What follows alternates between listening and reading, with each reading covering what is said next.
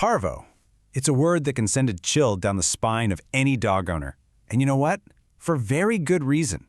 So today, we're going to face this invisible enemy head-on. We're going to figure out what it is, exactly how it works, and most importantly, how to stop it cold. And listen, that is no exaggeration. The stakes are incredibly high, especially when we're talking about puppies. This quote right here, it perfectly captures the urgency. We have to understand what we're really up against.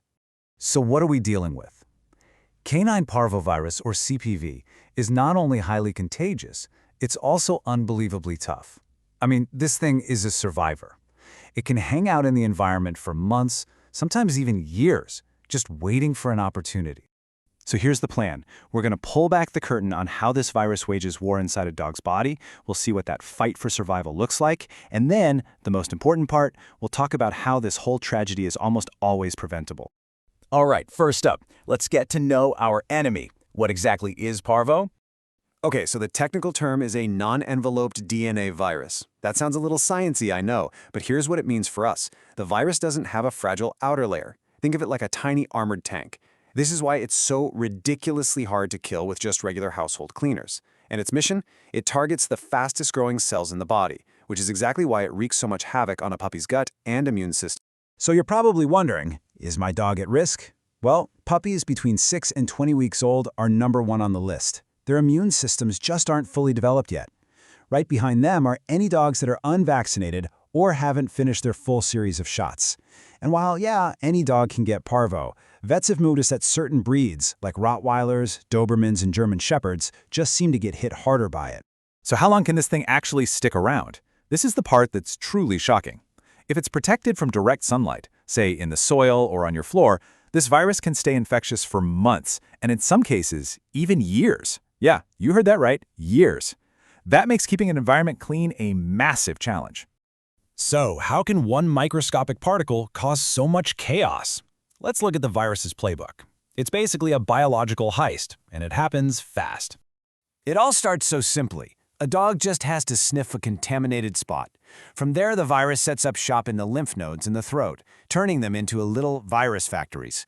Once it's made millions of copies, it jumps into the bloodstream and launches an all-out assault on its main targets, the bone marrow and the lining of the small intestine. Okay, this is where it gets really grim. On the left, you see a healthy gut. Those tiny finger-like things are called villi, and they absorb all the nutrients. Now look at the right. Parvo just annihilates them. The lining of the intestine is literally shredded. This means the dog can't absorb water or nutrients. And worse, it allows dangerous bacteria from the gut to leak right into the bloodstream. And as if that's not bad enough, the virus is fighting a two-front war.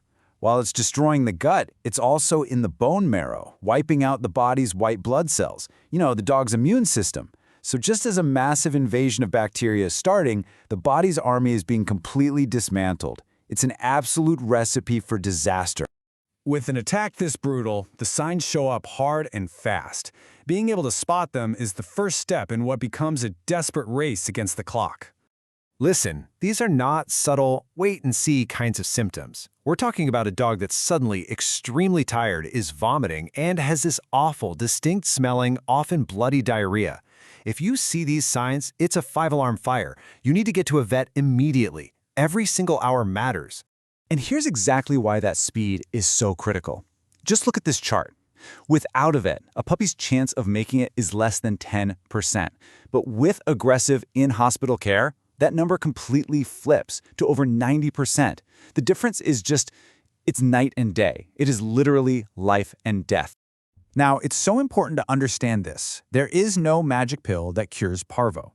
Treatment is an all-out war of supportive care. We're talking IV fluids to fight dehydration, antibiotics to stop those secondary bacterial infections, meds to control vomiting, the whole shebang. We're basically just trying to keep the puppy in the fight long enough for its own body to rally and build the antibodies to win. Okay, so let's say a puppy is one of the lucky ones and wins that fight. That's amazing news, but the battle isn't totally over. The virus has left a minefield in the environment. Remember how we called the virus a tiny armored tank? This is where that really matters. Your average household cleaner won't even scratch it. You have to bring out the big guns. A solution of 1 part bleach to 30 parts water is the gold standard, and you have to let it sit for at least 10 minutes to actually do its job. But after all that, here's a fantastic piece of good news. For the dogs that do survive this horrible ordeal, their immune system comes back with a vengeance. They develop an incredibly strong, long-lasting immunity. A dog that recovers from parvo is pretty much considered immune for life. Okay, now we get to what is, without a doubt, the most important part of this entire conversation.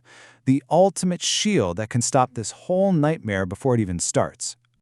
Let me be crystal clear about this. Parvo is a preventable tragedy. All the suffering, the insane vet bills, the heartbreak, all of it can be avoided. It's true. This right here, this is the shield, the core vaccination schedule for puppies. It kicks off when they're just 6 to 8 weeks old, and they get boosters every few weeks until they're at least 16 weeks old. Following this schedule is absolutely crucial. So you might be looking at that and thinking, wow, why so many shots? It's a great question. Basically, puppies get some temporary immunity from their mom's milk, but that protection fades. The vaccine shots act like a bridge, closing that dangerous gap where a puppy is vulnerable. The series makes sure that just as mom's protection is wearing off, the puppy's own immune system is building up its own powerful, permanent defense. Look, we have the science, we have the tool. A disease this awful, this expensive, and this heartbreaking really shouldn't be a major threat anymore. The number one takeaway is this: vaccination works. It's the shield. So the only question left to ask is your best friend protected?